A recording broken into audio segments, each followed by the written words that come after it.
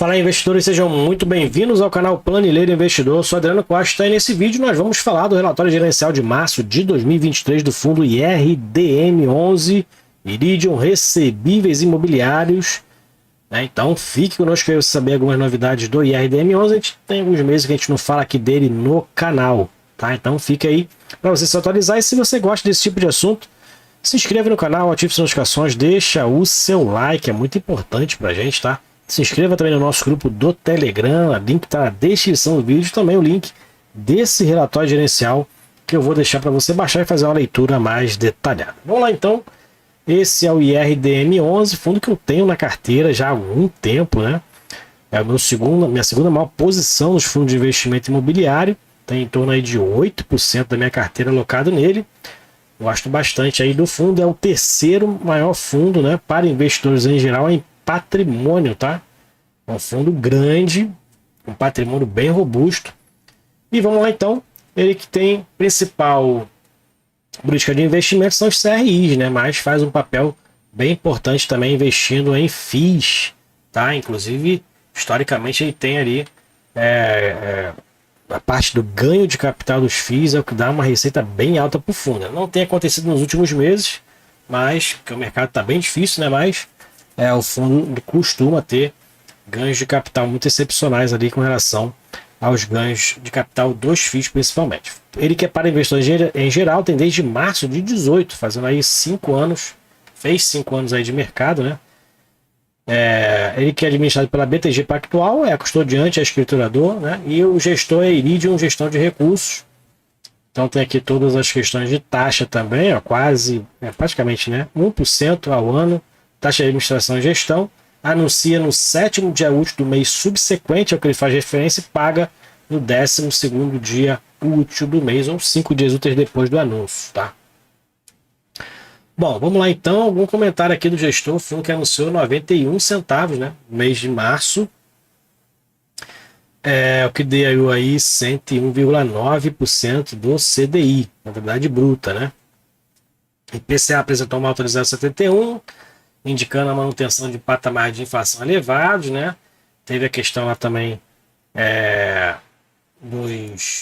do período, né, de feriado de carnaval, que diminui os dias úteis também de fevereiro, que reduz também ali a questão dos dias considerados dos CRIs, né, já que fevereiro também entrou para o cômputo de cálculo, né, dos juros dos CRIs anunciados nesse mês. 15,89% também foi um aumento das receitas de correção monetária dos CRIs nesse mês de março.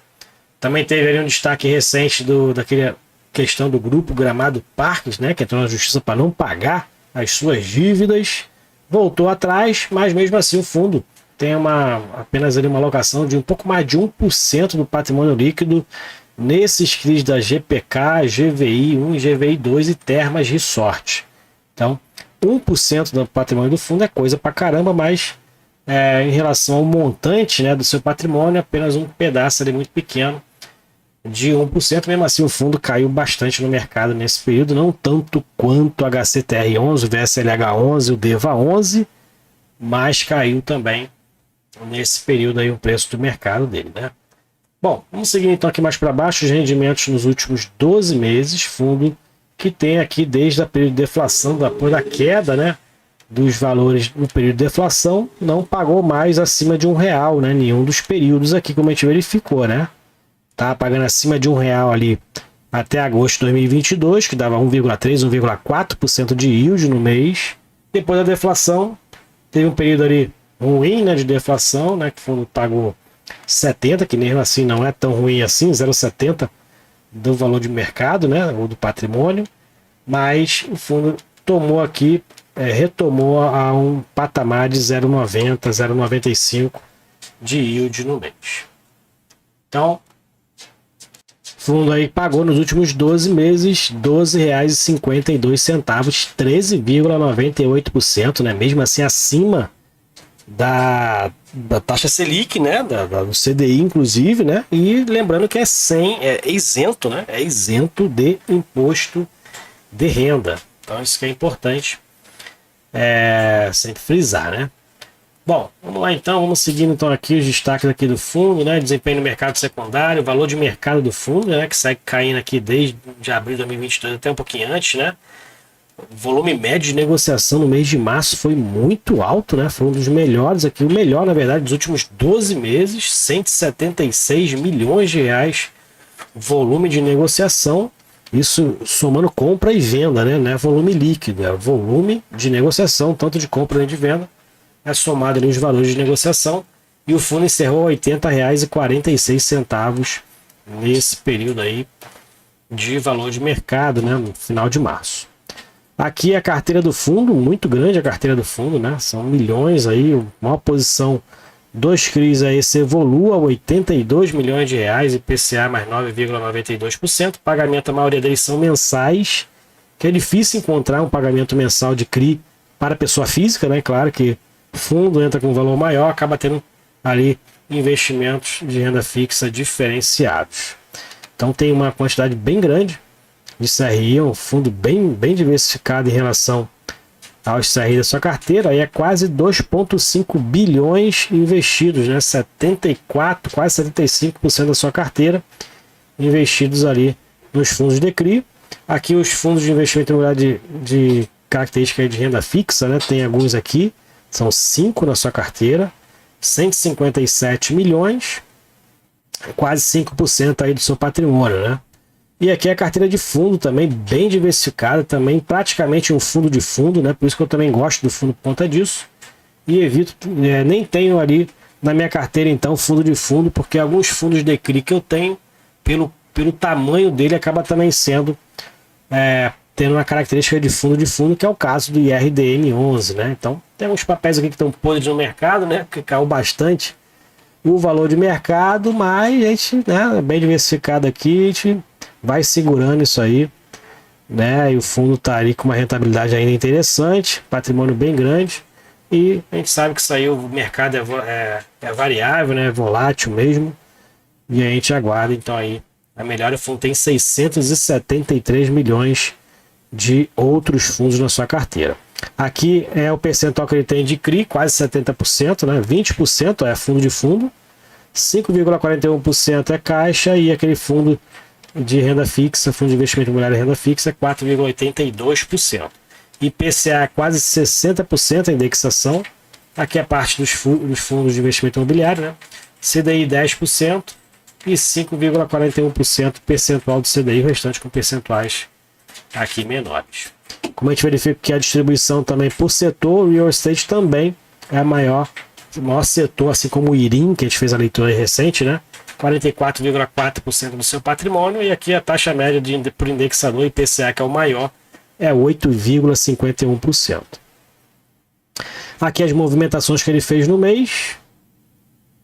Então a gente tem aqui compras pelo IGPM, né? O IGPM agora está baixo, né? Então alguns negócios aí, atrelados ao IGPM têm acontecido, né? Então ele fez aqui as 3 compras aqui indexadas ao IGPM, tem outras aqui indexadas a IPCA, e vendas de CRIs também com indexação ao IPCA. Então fez essas vendas aí, né? E fez umas outras compras, totalizando 16 milhões de reais de movimento financeiro, tá? Entre compras e vendas, tá?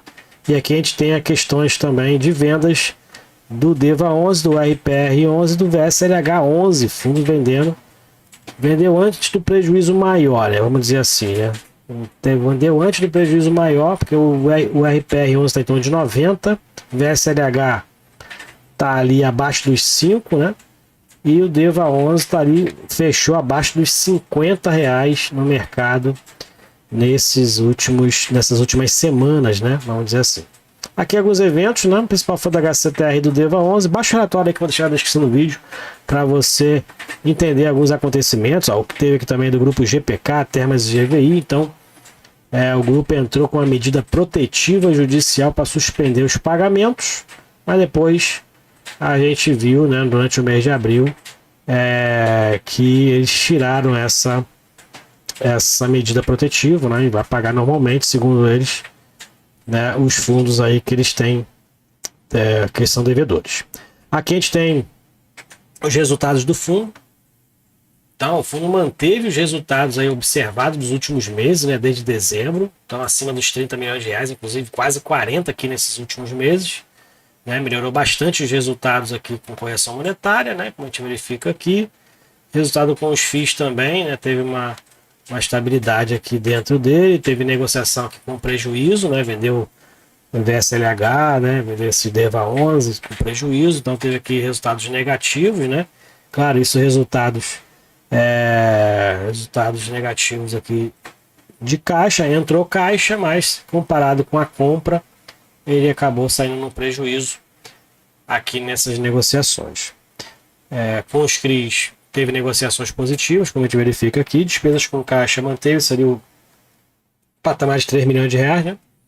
E os resultados foi de 33,2 milhões de reais, o fundo distribuiu todo o resultado de caixa, como a gente verifica aqui, 91 centavos para mais de 36 milhões de cotas do seu patrimônio. Para quem tem as cotas, né? E é isso aqui, para encerrar aqui a questão da estratégia do fundo, foco de operações, né? O objetivo de rentabilidade do Iridium é IPCA mais 7% líquido de imposto de renda, né? Então tem aqui toda a questão aí de política de investimento, de ganho de capital, de alocações do fundo, tá? As alocações táticas aí dos FIIs de terceiros, né? E tem ali a questão de oportunidades pontuais, que o fundo acabou perdendo dinheiro nesses últimos meses, né? Por conta das quedas de preço de mercado de diversos FIIs aí da carteira, ok? Então é isso aí. Relatório do IRDM11, fundo DECRI, o terceiro maior fundo do mercado. Espero que você tenha gostado do vídeo. Deixa o seu like, compartilhe esse vídeo com outras pessoas. Eu tenho ele na carteira e se você tem também, compartilhe o percentual aí atualmente, tá?